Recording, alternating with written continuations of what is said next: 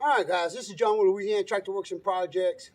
In this video, I want to go over some of the things about the Massey and subcompact tractors, some of the features on the tractor, and what are they exactly for. With that being said, let me grab the camera and let me walk y'all up here, and I want to walk through this as carefully as I can. Alright guys, so one of the first things I want to point out is this right here. 4WD, which most people know that means four-wheel drive, all right?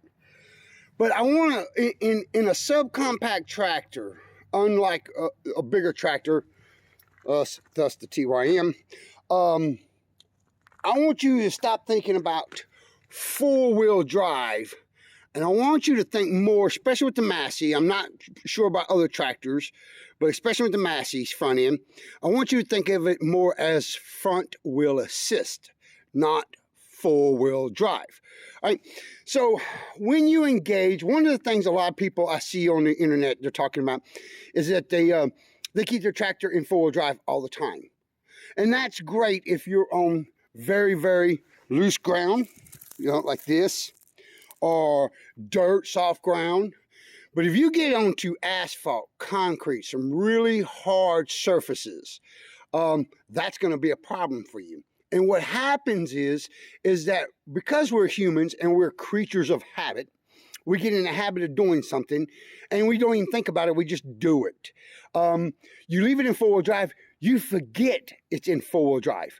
And you get on that asphalt or you get on that concrete, even if just for a few minutes, and you tear the gearing up in the front end, and it costs you thousands of dollars. Or you no longer have your front assist no more, your front wheel drive no more. That's the only two options you'll have. So it's better to leave this thing out of four-wheel drive and just use the rear drive, which is one tire turns, all right, unless you need that four-wheel drive because you're in a situation where the only thing that's going to get you out of it is that four-wheel drive, all right? Now, when we're talking about four-wheel drives, I want to go over some of the guide you should go by when operating in four-wheel drive, all right?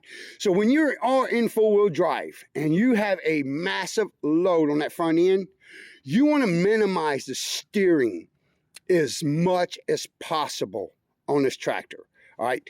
If you notice the tire sizes are a specific size for a specific reason. All right, guys, because the gear in the front end here is synchronized to the gears in the rear end so that the tires act in unison as one, so that one don't overpull or underpull.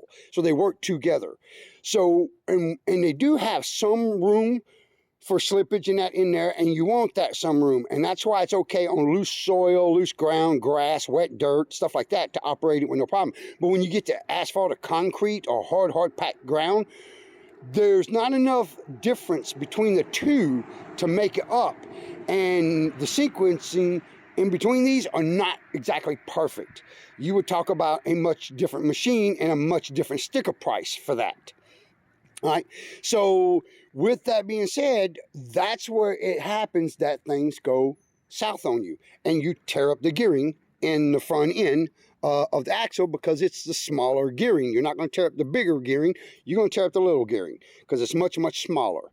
All right, so whenever you got a massive load and whenever you got your bucket full, you should minimize steering as much as possible.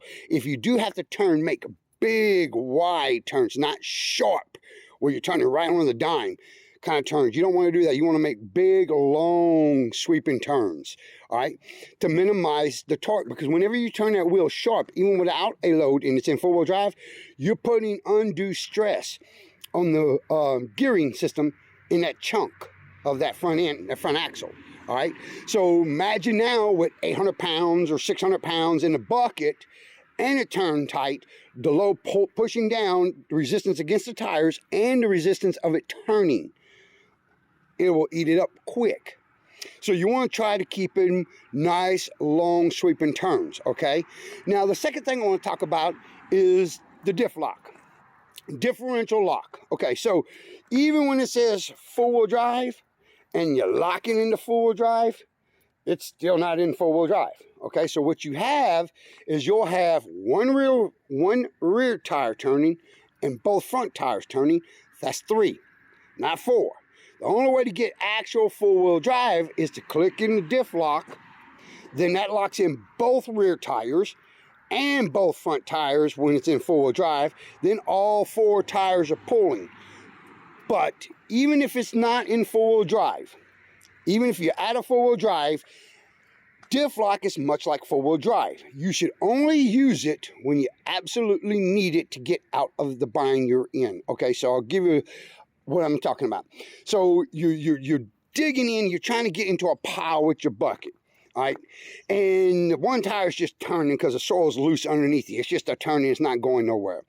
So you push down in your diff lock, and then now both back tires engage, pushing you forward, all right? Now, both them tires are locked in and they're turning at the same time to push you forward, to give you that little bit more to go to dig in or to pull out or to get unstuck, okay? That's where it should end. As soon as you're done doing whatever it is, getting unstuck, getting into that pile, you should disengage that sucker, okay? One of the biggest mistakes people make, and this is a big one, is they'll engage that diff lock, they'll stay on it, they'll get their load up, back up, and then turn and take off with the diff lock still engaged. Differentials, a limited slip differential is, there's a reason for that in the rear end of vehicles and cars.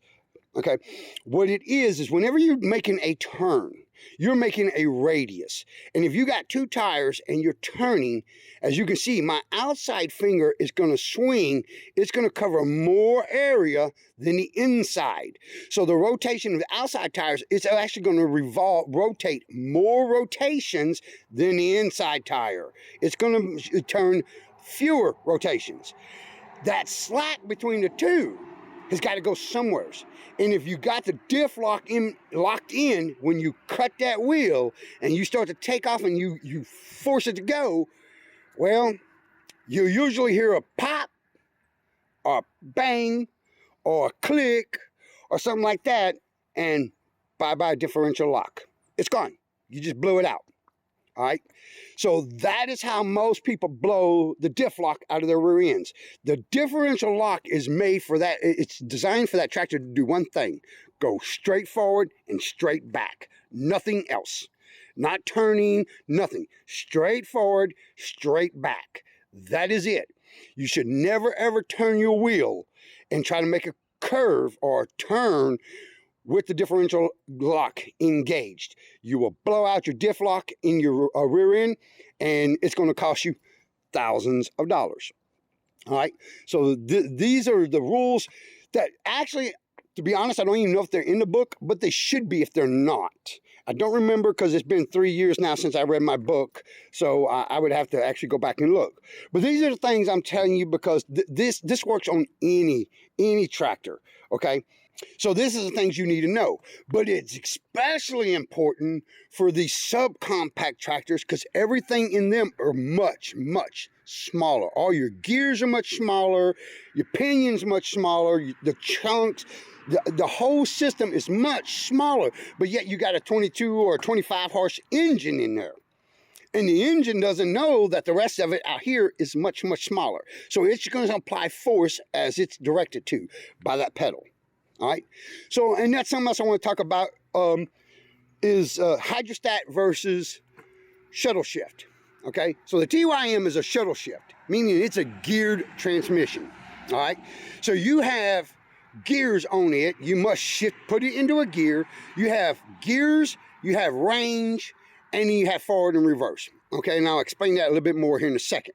Where on a hydrostat, all you have is a range, slow working range, high traveling range, forward reverse, all right? And that is it, okay? So in a hydrostat, the pedal, depending on how hard you push on it, when it's in, say, travel mode, which this is, guys, this is not work mode. You should never be pulling an implement. You should never be doing front end loader work or anything in this range. This is not what that range is made for. It's made for the tractor just to move at high speeds across the property quickly. This is the only thing you should be working your tractor in. If you're doing box blade, bush hog. So one of the things I learned really quickly about my Massey when I got it was that on a hydrostat, okay, and I'm not exactly sure how this works or why it works like this, on a hydrostat, as you push the pedal in high range, you go faster, creates more flow. When you do that, one of the things you really want to do, and actually I believe it was Tractor Mike that did a video on hydrostats and that, and how you should try to operate your tractor as much as possible in the low range instead of the high range, because when you put this thing in high range and you push that pedal and you need to be slow, you're going to back off that pedal halfway. Well, you're only getting half the flow of the hydraulic fluid. So the hydraulic fluid tends to heat up more because it's not returning to the tank and the cooler and that as quickly, because you're only opening the valve halfway. It's better to put this thing in low range and then to push the pedal all the way down to the floor, allowing the fluid to flow as fast as it can through the system and cool itself to get that slow speed, instead of putting high range and then backing off the pedal. So you apply pressure to the pedal, and as you force the pedal more down, or it increases flow, which increases its travel speed across it. In low range, what I have learned with this tractor, and like I said, I've actually mentioned this before in previous videos, some of my very first videos, is that when you're in low range, and if you start to bog, sometimes pushing the pedal more is not going to help you. Sometimes it's better just to back off the pedal a little bit, and you'll be shocked at how much more torque you'll get to the tires. And it's slower, but it's stronger. And it will actually pull you out or get you out better than if you just keep feeding it more and more pedal, okay? So that's something you need to practice and try and see if it works for the same for your model of GC, all right? So now, everything has its place, okay? So the hydrostat has a place like fine working. You know, you can ease that pedal and just come in real slow and tight right up against something and work it, okay? Whereas a gear transmission, once you put it in the gear you want and you put it in the range you want and you let on the clutch, you're engaged. It's going. In fact, if you don't push in the clutch, you can't even stop it with its own brakes. It's going, and it's going to go at the speed of your whatever you have your throttle set at, whatever gear you're in, and whatever range you're in. That's how fast it's going to go or how slow it's going to go. So you have to learn your gears and your ranges on them things so that you learn how to work them, okay? So hydrostats are really great for fine-tuning working at. But for when it comes to straight-on drivetrain force power to the ground, that's the way I found to go, is the geared transmission, okay? And the geared transmission, unlike a hydrostat, a geared transmission doesn't use hydraulic pumps or pressures, right? So it is literally like a standard transmission in my 1-ton. Once you put it in its gear and you put it in its range, throttle speed, once you let on that clutch, that's what you got. It is not going to stop. It's there. The drivetrain it's just locked into the motor, to the tire, to the ground, and it's gonna go. That's all there is to it. You know, unless the tires slip, all your force is now being applied straight to the ground in a geared transmission. All right, the TYM is coming up for it's due for its 50-hour service. I'm fixing to do the 50-hour service. I just picked up everything, and when I do that, I'm not going to do a video of the 50-hour service. There's already a bunch of good videos already out there on that. So I don't need to add to that, but I am going to do a 50-hour review about what I found that I like about it, what I found that I don't like about it, the whole 9 yards. I'm just going to give you all a walkthrough on it, okay? And some of the features and some of the quirks that I learned to work with on that thing that has made it a little bit better for me.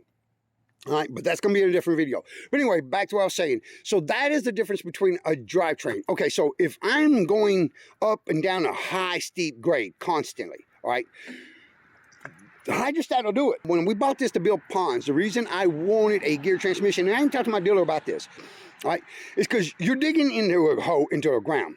It's one thing when you're building something up, you're running dirt up and you're dumping it and, you know, and you're just building it up. But when you are on a grade and you're digging a hole, a pond, and you're going down that hole and you're coming back up that hole, which y'all seen when I did the geo system with the Massey. You're going up and down off that landing, all right? So it's very steep and you're carrying a bucket load of material, all right? The hydrostat will do it, and it will do it fine for a long time, but it wears on it tremendously. It really wears on the transmission hydrostatic system tremendously. And over time, that's when you're going to start seeing the effect of that kind of work. Where a geared transmission, you throw it in gear, you throw it in the range, you let off on that clutch, and she is going up that hill no matter what, unless the tires break loose. She is going to climb that incline with no problem. And 20 years down the road, you will never notice the difference in the transmission at all. And you could do that all day long, every day, 7 days a week for 20 years.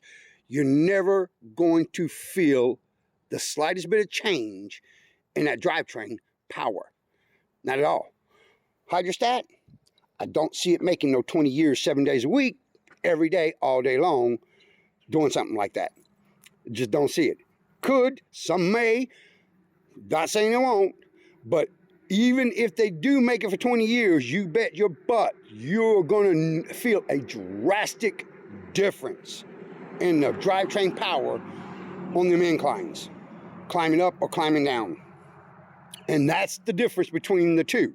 You know, that's why I chose to go with the geared transmission on that sucker, because we knew we were going to be dealing with a lot of down and up, backwards and in and out, reverse, with heavy loads of wet dirt. So I wanted to make sure the long haul down the road, many years from now, I don't have the issue of the valve body going bad, or wear on it, the pumps going bad. I just didn't want to have to deal with that.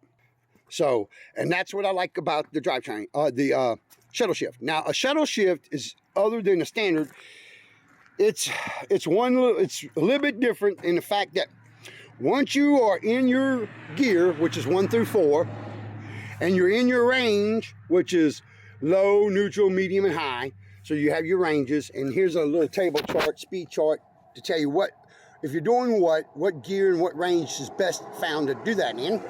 Okay, so you got 1 through 4 gears and 3 ranges. So that gives you a total of 12 gears to work with. All right. If you notice, there is no reverse on either one of them. Reverse is right here. All right, this is your reverse, and this is a shuttle shift. This is the neat thing about a shuttle shift, is that I got 12 gears, 4 gears and 3 ranges forward. I got 4 gears and 3 ranges in reverse. Whatever I have forward, I have in reverse, because all you're doing is you're shifting from forward to reverse, and you leave your gear and your range alone. So all you gotta do is push in your clutch. This goes forward, that's reverse. You pull this down, that's forward. If you push in your clutch and pull this down and let off the clutch, you're in reverse. That's all you have to do to go from forward to reverse, is just push in the clutch and flip this back and forth. Clutch is in, so I'm gonna show you. We're in forward. We're in reverse. We're in forward. We're in reverse. It's not very hard, and it's very quick. Once you get the hang of it, it's really, really, really quick. Just flip it back and forth from forward to reverse. The trick is the clutch. You got to get your legs used to the clutch. Now, on this particular tractor, it's got one of the shortest, smoothest clutches I've ever worked. But it's not like a vehicle clutch. And a lot of tractor owners assume, well, I drive my standard and I ease out on the clutch, and that is not like that. It's not that kind of a clutch. You're better off thinking about this not as a clutch, but as in engaged, disengaged. That's it. Buttering the clutch on this thing just even the most slightly with the torque and that of this drivetrain and this motor, you'll be splitting this tractor in half way faster than you want to. Okay? And who wants to split a tractor in half? All right? So engage or disengage. That's it. There is no kind of, ooh, ease out and push back in and ease out, get it go move slow. You need to move slower, drop your idle, your throttle speed, drop your gear, drop your range, and just let it on the clutch. This does not control speed.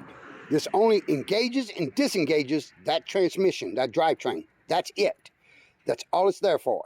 It is not a long clutch like a truck where you can ease out on it and kind of butter the clutch a little bowling if you got a heavy load on it. This does not work that way.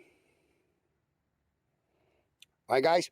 So when you need really slow, you drop it in low and you drop it in the first gear. First low, this thing, you can literally walk circles around this tractor, jump off it and walk circle by the time it moves just a few feet.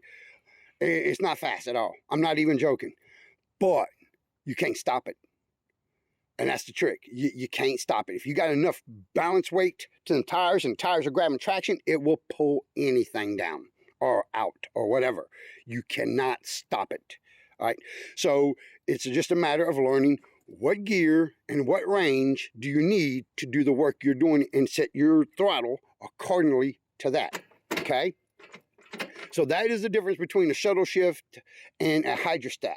I want to talk about some add-ons, okay? About is these. And if you remember, I put this on, this was our first add-on on this. This is key to working a front end loader because you can steer this sucker quickly with one hand while you have the other hand never leaving your front end loader controller.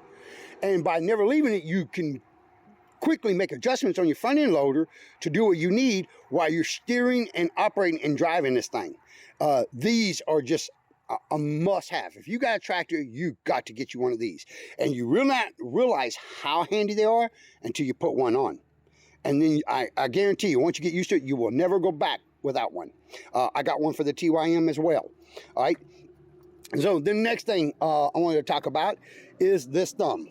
And in the last couple of videos, y'all have seen where this thumb has come in so handy that it's not even funny. I have found so many uses for this thumb, BX expanded thumb, that it's just unbelievable. Because the strength of this backhoe is shocking, to say the least, for as small as it is. All right, and with that thumb, it changes the whole ball game of what you can use this backhoe for. And a couple of things also as well is the quick on.